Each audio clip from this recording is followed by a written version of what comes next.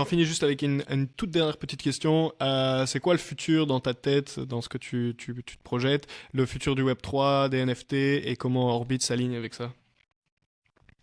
Alors, nous aujourd'hui, on va s'attarder beaucoup sur l'aspect utilité réelle de la technologie, c'est-à-dire on va arrêter d'aussi de travailler sur le côté purement spéculatif des fois. Alors, on n'a jamais été construit sur spéculatif, mais ça a toujours fait part énormément du secteur du marché des NFT.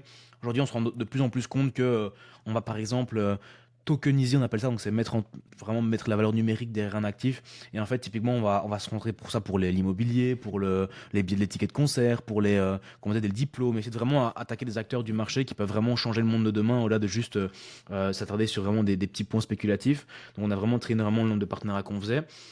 Au niveau particulier, on a développé une offre de prix qui était quasiment imbattable. Je te dis, on est passé d'une offre abonnement à l'année où on a cassé les prix, on l'a passé en à vie, où le but était vraiment de se dire, voilà, on veut onboarder un maximum de personnes et en fait passer vraiment dans l'optique d'un but social plus que d'un but commercial. Donc, ce qui nous a énormément aidé à se développer. Donc on a de plus en plus de clients, donc de plus en plus d'utilité aussi à faire. Et, euh, et voilà, sinon moi je développe d'autres choses. Là j'ai développé mes formations d'entreprise, un truc qui me drivait beaucoup sur d'autres Mhm. secteurs.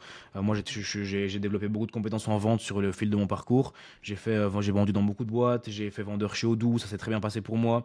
J'ai fait vendeur dans toute ma boîte, si c'est moi qui vends, c'est moi qui étais chercher les grosses sociétés, alors que entre guillemets à 24 ans, tu vois, ça peut être aussi un peu surprenant. Tu sais, des fois tu arrives dans une société chez Ledger ou chez Sorar, tu te pointes et t'as 24 ans, on se dit il vient servir le café, l'étudiant, il est où son t-shirt orange pour dire qu'il bosse chez Carrefour, tu vois.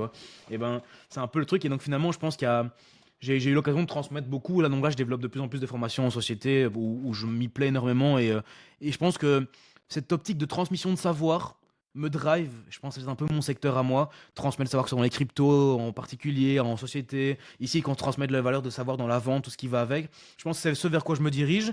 Et c'est ce vers quoi j'ai envie de continuer, en tout cas, à l'heure actuelle. Donc Génial. voilà. Super, super finition. Si tu veux balancer un peu là où tu es actif, tes réseaux, moi je te suis principalement sur LinkedIn, mais je suppose que tu as encore un Discord, un Insta, ton site web évidemment. Tu peux donner un peu tout ça. Ça sera dans la Sinon, description, bah, hein, mais les trucs je peux te le principaux, dire est-ce que très les gens... simplement. Ouais. LinkedIn, c'est Evan Martin, donc Ouais. Evan Martin. Et mon pseudo, c'est Nitram Evan. Pourquoi Nitram Evan? C'est qu'en fait, ouais, c'est juste Nitram, c'est Martin à l'envers. Donc ça fait Nitram Evan. Et ça, c'est mon pseudo sur toutes les plateformes. Donc c'est Ok, sur facile. Insta, sur Twitter, sur Twitch, sur tout ce qu'ils veulent, c'est Nitram Evan.